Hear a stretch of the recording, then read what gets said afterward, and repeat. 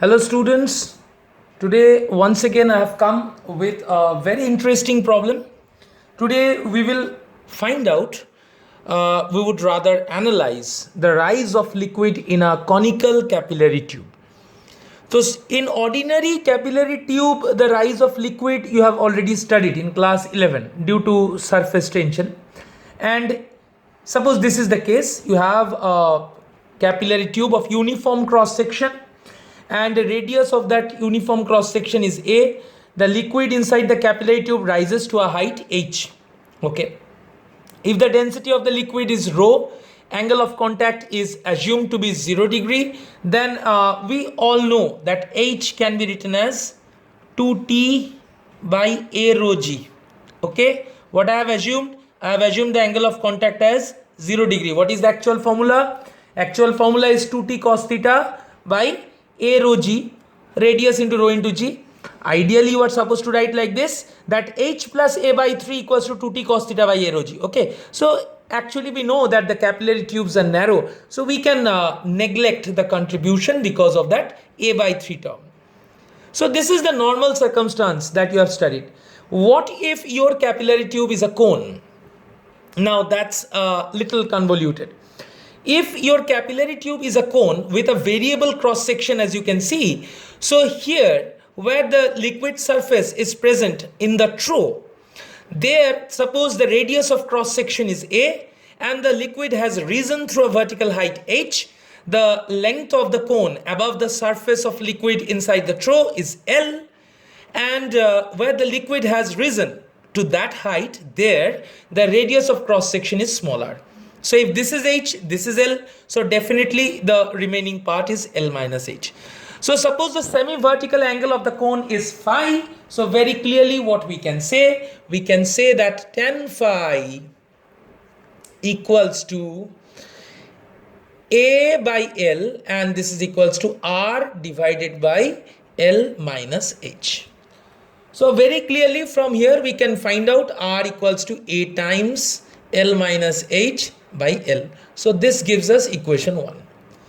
Now question arises, why does the liquid rises? The liquid rises due to surface tension. So if I consider 2 points, say I am considering one point here right above the meniscus, another point here right below the meniscus. So there is some pressure difference between these 2 points. So that excess pressure is 2 times surface tension divided by R. We are assuming once again angle of contact to be 0. Okay. So excess pressure between these 2 points, if I see that will be 2 times surface tension by R. So that 2 times surface tension by R is basically balances the downward pressure due to the weight of the liquid. So the liquid, the vertical height through which the liquid has risen, exerts some pressure on the base here. And what is that pressure? H rho g. Okay, so pressure exerted by the liquid column on its base is H rho g, and that is actually balanced by an upward pressure due to surface tension, which is 2T by R. So what we can say, that in equilibrium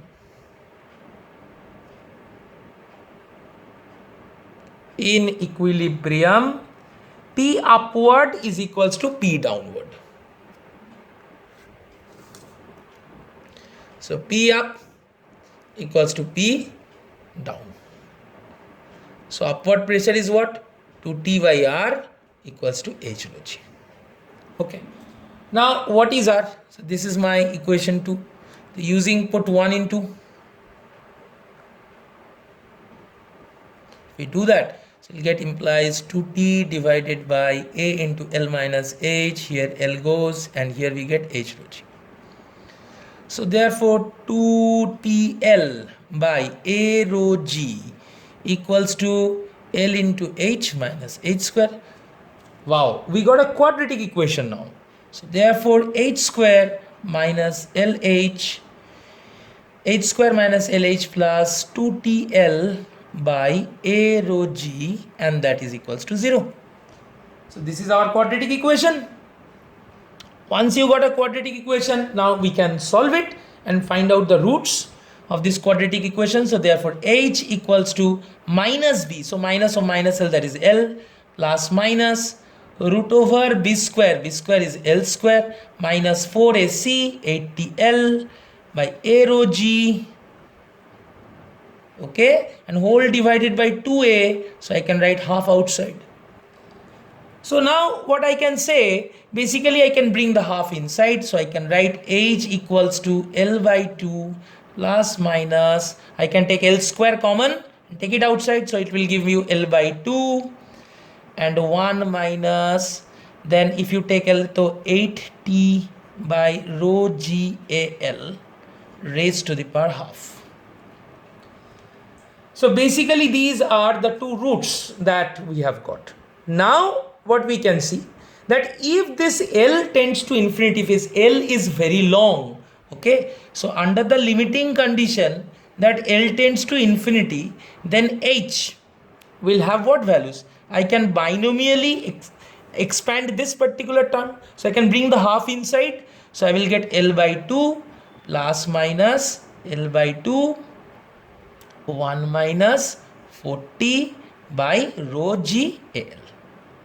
Okay, so this basically provides me with two roots. One is h1, another one is h2. So what is h1? Let me see. So h1, suppose I am taking the negative one. So therefore I can say h1 is equals to L by 2 minus L by 2 1 minus 40 by rho g a L, and if you multiply L by 2 inside, so basically what you will get, the first term L by 2 cancels, so you will get 2t by a rho g, 2t by a rho g. See, this particular term is exactly similar as this one. So as if I have got this particular uniform cross section capillary tube effect back for the root h equals to h1, and similarly what will be my h2?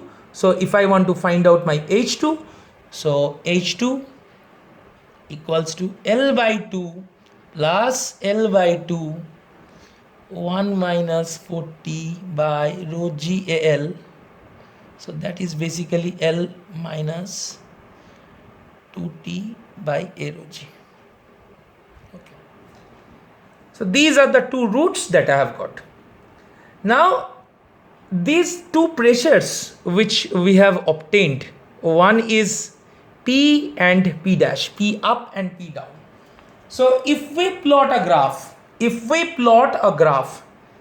of P and P down, P up and P down versus H, okay, so what type of graph we can possibly get? So P up and P down, suppose we are plotting in this direction and this is H, I am plotting in this particular direction, so then the graph will look like what? Let's see.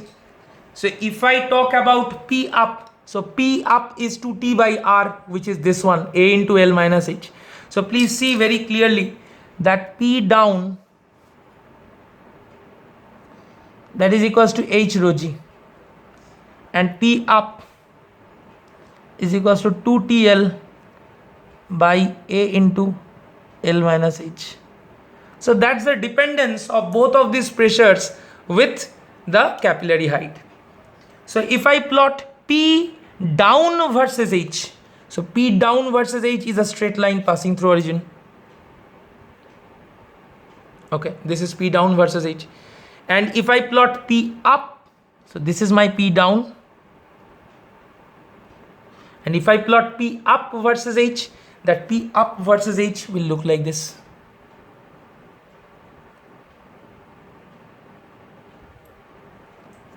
And these two plots have basically intersected at these 2 points, because you got a quadratic equation which has got two roots. So this condition must be satisfied for two different values of h.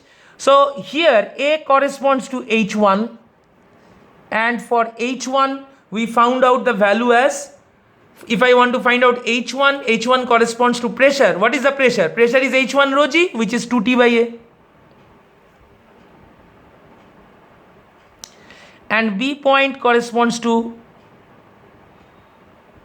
the height h2. Okay. Now question arises, what is the significance of this graph? What is the significance of this graph? See, for all values of h greater than h1 and less than h2, for all values of h greater than h1 less than h2, what we can see that everywhere this is your p up, this one is your p up. So p up is less than p down. So p down greater than p up. See, implies meniscus drops. So the meniscus drops. Second conclusion, for all values of h which is less than h1 and h greater than h2, if you come, then for all these points you see p down is more than p up is more than p down. So what we see? We see p up greater than p down. Meniscus shoots up. Okay, but you see at these points A and B, these two are equal. So that means A and B both represent equilibrium condition. So if I come to the point A for h equals to h1, at A it is stable equilibrium condition or position of meniscus, and for h equals to h2, that is at B, it is unstable equilibrium position of meniscus. So what is the moral of the story? So the idea is that when you are present at the point A, for a slight drift on either side of A, for a slight displacement on either side of A, what will happen? That the liquid meniscus will be able to restore it to its previous position. Okay, so a slight displacement on either side of H1, the liquid meniscus once again restores back to its initial position. Just like stable equilibrium configuration, it complies to minimum potential energy configuration. And at h equals to h2, the meniscus on slight displacement on either side, it ceases to restore back to its equilibrium condition. It never comes back to the equilibrium condition or the previous condition. Okay, so when you go slightly above h2, the meniscus will abruptly shoot down. And because you can see when you go slightly above, then p down, actually p up is greater than p down. So when you go slightly above h2, then p up, the meniscus immediately shoots up. And when you go slightly below h2, then you can see that this p down is greater than p up. So the meniscus immediately falls down by a significant amount. Okay, so B represents unstable equilibrium configuration or the position of the meniscus, while A represents the stable equilibrium position of the meniscus. So that is the crucial part of this discussion today. What I want to tell you, some more or less insignificant parts, that if you see this particular cone, there's a small hole on top. Okay, this small hole is meant for the air which has been trapped inside the capillary tube or inside the liquid to leak out. That is the reason why that small hole has been made. So it is a very point-sized small hole, and we have assumed that the angle of contact is 0 degree. Okay, in our entire analysis. So I hope it has cleared some fundamental concepts of capillary rise that you already studied in case of stable equilibrium. So basically you see at H1 and H2 we are getting equilibrium, right? So this particular height, this is an instant at any arbitrary instant of time. Okay, so I can specify that at an instant of time at t equals to t. So this is an arbitrary instant, and it does not necessarily imply an equilibrium state. So if we freeze the frame while the liquid was shooting up, okay, and at any particular instant we analyze the situation, we get this type of analysis, we get this type of result. The H1 and H2, these are the roots of this quadratic equation. Once again, I would just like to point out one more thing, that in case of a uniform capillary tube, you only get one stable equilibrium condition corresponding to the value of H 2T by rho g, but in conical tube you get two different values of H1 and H2. Thank you everyone. I hope you enjoyed this video. Next time I will come with another interesting problem. Thank you everyone.